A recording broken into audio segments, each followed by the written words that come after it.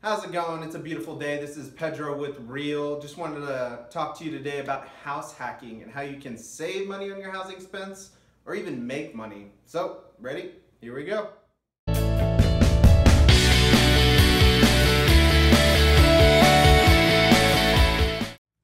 So, let's get right into it. So, I think it's very important to define house hacking, number one.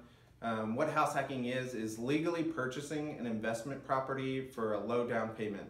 The reason it's going to be lower than a traditional investment, which is about 20%, is because you're going to be living in that home for at least 1 year. So instead of putting the 20% down like a traditional investor would be, you're going to be only putting in 3.5% to 5%, which are some of the programs that they have right now, because you're actually going to be living in that house as well. And so obviously this is going to save you a ton of money up front that you could potentially put into renovating that property, and you can still buy like a multi-family unit property. It doesn't have to be a single family home where you're possibly just renting out a room and making money that way. You could buy a duplex up to a quadplex and rent out the other 3 units so that it can help you pay your mortgage. So in my opinion, it's a really good idea if you have the opportunity. And the next thing to consider is what type of property you're going to end up choosing to hack. There are 2 main ones that I would suggest. The first one's going to be a single family home. So this is your traditional 4-bedroom, 2-bath, just 1 unit. It's probably something you may be doing right now where you're renting out a property with some roommates, and each of you is paying their portion of whatever that rent is per month. Most of the time, whenever you purchase a home, the mortgage is probably going to be less than what you're renting anyway. So if you keep the rent kind of what it is for your roommates, then you may be getting close to paying off the entire mortgage. If not, you're going to be paying much less. With this, a lot of people are worried about, okay, what happens if there's repairs? Obviously, you're going to be responsible for those repairs if you own the home. Whenever you purchase a single family home, most of the time it's going to include a 1-year home warranty on the property. So that's going to cover some big items like refrigerator, AC, plumbing issues within the house. There definitely are some items like the roof that's not going to be covered by a home warranty, but those are just things you have to look for in the buying process. A lot of people are not fans of home warranty. It just depends on which one you go with. There's one that I really like, and then there's definitely a video that I have as well where we kind of go through the home warranty process. I asked them a ton of questions about it. And I think that'll be beneficial for you to watch too. I'll definitely put that link below. But that's kind of the gist of the single family home. Renting it out to roommates that you may already have. This one, another thing is you're going to want to consider that this one's going to be much more sellable down the road. So for any reason you decide to get out of the house hacking game, so to speak, then this will be a lot easier to sell than our next option, which is going to be a multifamily. And another side note with single family. So I'm very conservative with my numbers. Single family, if you do end up doing this particular one, you want to keep in mind worst case scenario. All your roommates decide to purchase their own homes, all their roommates get upset with you or something happens. I always try to consider worst case scenario, so you want to make sure you can cover the entire mortgage yourself if you had to. You never want to be in a situation where you have to sell.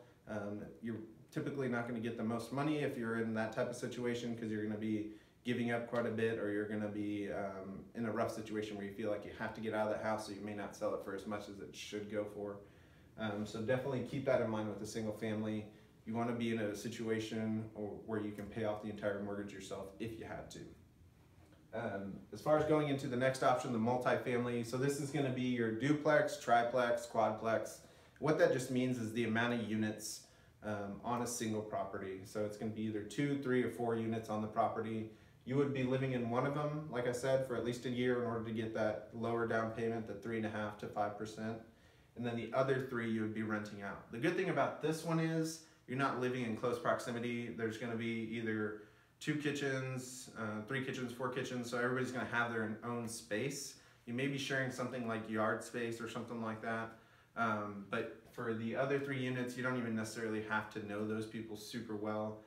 I would recommend doing leases for each of those units, and you can do that on your own. I can give you some pointers on that, but my suggestion would be definitely to get a property management company. And just in my opinion, a lot of people end up trying to do it on their own, and then realize all the work that's involved, all the stuff you have to know. And so they end up going with the property management company anyway. So I would usually just suggest getting a property management company. They're gonna screen all those tenants for you, make sure you get good tenants in there. They're gonna handle all the late night phone calls with maintenance issues. And then they're typically don't charge too much, just depends on who you're looking for, the qualities that you want in your property management company, but I can kind of help you with that as well. I know great ones in San Antonio and Austin area. If you want to help as far as figuring out what questions to ask your property management company, let me know. I can get you a list for that as well.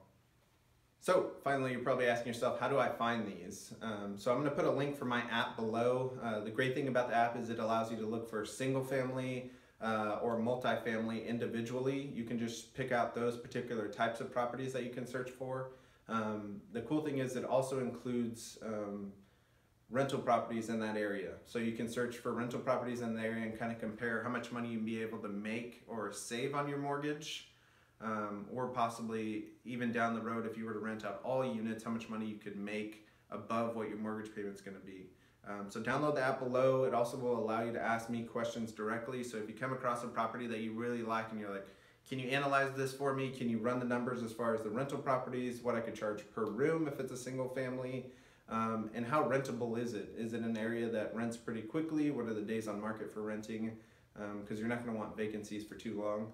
If you have any other questions, definitely like this page, put a comment below. I'd love to hear your questions about this topic. Something that I really enjoy and super excited about, investment property.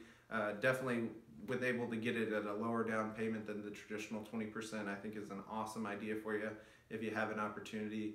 But yeah, I appreciate it, guys. Like and share with everyone you know. I really appreciate all the love. Thanks.